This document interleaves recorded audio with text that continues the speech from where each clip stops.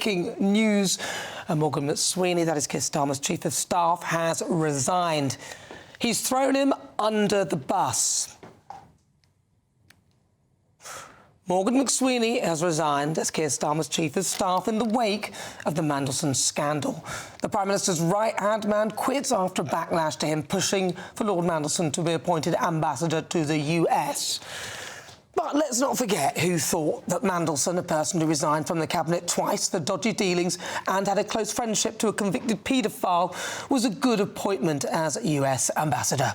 The reason the Prime Minister picked Peter Mandelson was because we want to do things differently. We recognise the important relationship between our two countries, and I think Peter Mandelson will be a brilliant ambassador for us and will form a very strong partnership with the new administration.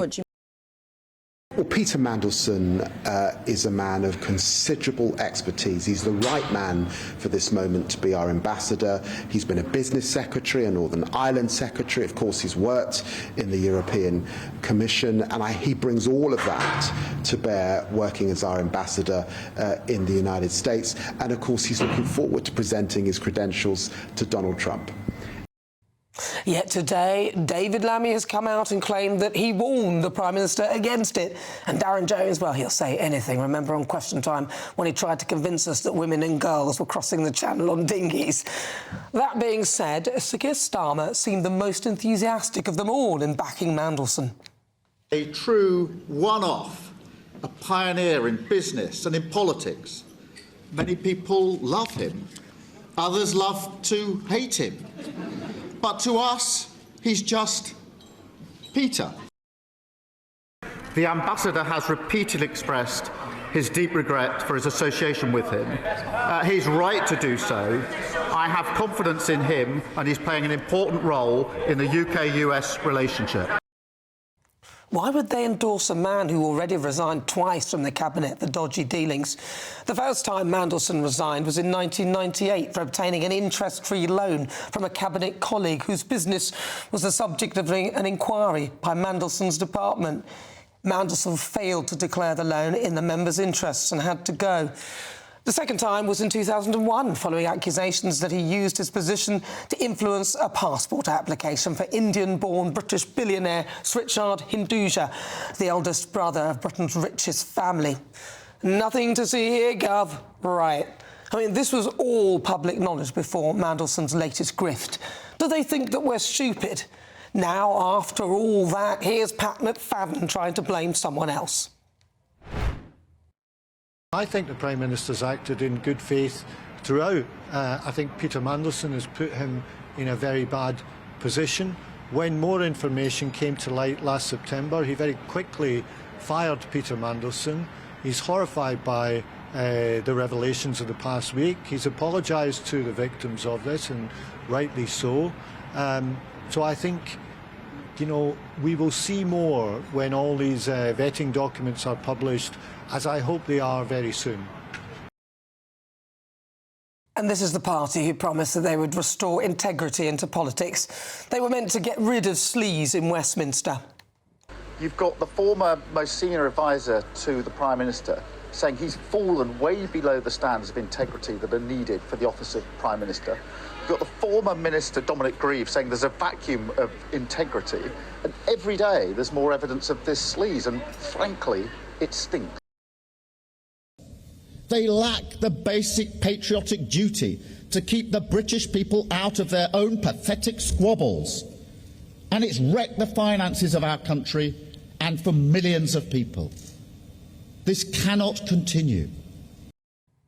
Now Keir Starmer has thrown his Chief of Staff under the bus, the buffer between him and his colleagues, attempting to blame everyone else but himself. I'm afraid, Keir, the buck stops with you. It's not a case of if, it's when. We're living in a time of what feels like pretty significant social change, and it makes us question things that we've even taken for granted for decades. And one of those at the moment that people are wondering about is actually money. Is the money in your bank account safe? Should you be investing elsewhere? Are we looking at a potential global crash? What will it mean for your savings? Is there a way that you could be using your money that might be outside of government control even? Well, TallyMoney is potentially one solution. So I'm delighted to say that I'm joined today by the CEO and founder of TallyMoney, Cameron Parry. What is TallyMoney? Well, at TallyMoney, you basically get gold you can spend. So we give people an individual account in their name, everyday account. They get a sort code, an account number. They use that account just like they would pounds from their bank, but it's milligrams of gold that we brand as Tally. Okay. Why would you do that, though? What is the benefit to the customer instead of just having a normal pound sterling account? Gold's performance against the pound is above 11% per annum over the last 25 years on average. But we still need money in our daily lives, and we have savings. We know that it's good common sense and prudent to save up for things, not just living credit. You know, whether it's a holiday or a rainy day, your retirement planning, you need to have money in your life, basically, that you can rely on, that's dependable, that nobody meddles with, that nobody can weaponise against you, which is another element of government control when it's the government currency, which we could talk about another time. And it should be pretty simple and straightforward, and that's what we deliver at Tally. And really, we just want people to feel safe and happy with their money. There was a time when the bigger your bank balance, the more confident you felt. Now it's like, I need to do something with it. I can't leave it there. In Tally, you can. Okay, brilliant. Cameron Parry from TallyMoney, thank you so much. Thank you, Bev.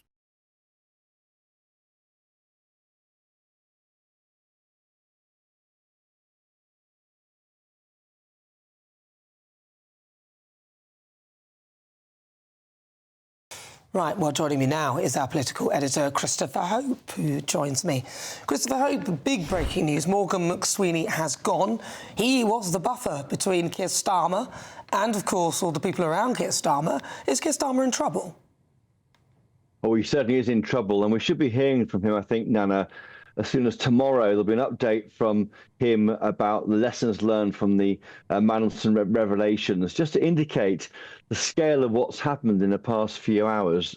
We understand from number 10 that the government's economic strategy remains unchanged in the wake of the resignation. And also, the government's policy agenda remains unchanged. By that, they mean this focus on the cost of living, on ensuring that they do what they can, and they focus on security. The fact that a resignation has led to a briefing that the government's key economic challenges, policy challenges, remain unchanged shows to me the importance of the Chief of Staff, in this case, Morgan McSweeney.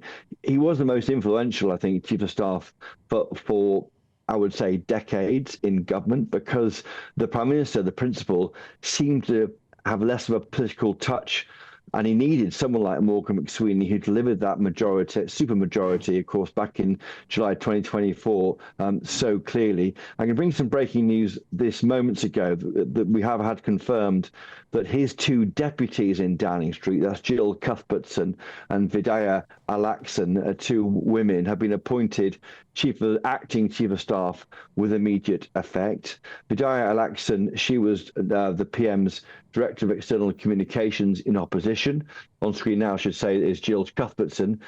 She's been one of the most relied political organisers for the Prime Minister and the gatekeepers since he became Prime Minister. She never drops a ball, we're told by colleagues. Vidhya Alakeson, again, had that role in opposition, Director of External Affairs at the Labour Party, and entered number 10 as its political director. So she's on screen now. These two women have taken over from Morgan McSweeney. Again, we don't know who will replace McSweeney long term. One of those two might. They both might, of course. Baroness Louise Casey, she's tipped. I've been talking to an ally of Morgan McSweeney in the past hour. They say that Baroness Casey is someone who could do the job for Keir Starmer. She's someone who's used to taking on challenges, difficult choices, driving agendas forward. Did it for David Cameron over homelessness, and convinced, of course, the Prime Minister to run that grooming gangs inquiry after assessing and gathering information for him of the national scale of the problem earlier last year. So someone who is trusted and can deliver. So that's the deck chairs being shuffled about in Downing Street. But whether it looks like it's the Titanic going down, we'll wait and see. And certainly this press conference or speech we're now expecting from the Prime Minister tomorrow, I can't imagine a more important or politically freighted moment in the PM's 18 months as Prime Minister. Chris, what do you think this has done to the Labour Party and the support for it? Because Keir Starmer was already the worst polling Prime Minister in history. And now here he is with a great scandal, and he's really trying to survive politically. What has that done to the confidence in the Labour Party? Well, yes, it will damage the confidence in the Labour Party. I mean, Sir Keir Starmer, I was with him in China, got back barely a week ago. He was quite upbeat in China. He felt that had been quite a positive visit there. He felt that business people understood him. In fact, many of the people we canvassed on the trip with him, they thought, wow, he's quite a relaxed, engaging character. So how does he transfer from being this relaxed, funny guy, maybe in private, to being this apparently almost a PM held hostage when he's interviewed? I mean, in many ways, it's like the guy you talk to off camera disappears as soon as the cameras turn on, and he appears very wooden, and he has trouble, I think, getting a message across and connecting. And I think people, that's why I say that Morgan McSweeney was so important as Chief of Staff, because he allowed the PM to connect, to have a political message. And that's indeed why Number 10 have made clear that the message driven by Morgan McSweeney won't change with the new Chief of Staff. That is why it's so important, I think, and that role is so important. And whoever replaces Morgan McSweeney is the right person. But right now, the PM has got to convince the rest of us, the media and Labour activist voters at large, GB News viewers, that he is in control of this. I mean, we're told that the PM and Morgan McSweeney agreed jointly that he should resign. Why didn't the PM sack Morgan McSweeney? Indeed, the fact that Morgan McSweeney is gone voluntarily means that anyone else in his close team who's revealed in those tens of thousands of vetting documents to have approved Mandelson's appointment, they should resign too. And indeed, if Morgan McSweeney should resign, why shouldn't the PM resign? The PM made the appointment. Why is an advisor resigning? Why not the Prime Minister? These are all questions tomorrow for the Prime Minister. All right, thank you very much, Christopher Hope. Really good to speak to you. That is Christopher Hope, GB News' political editor. Thank you.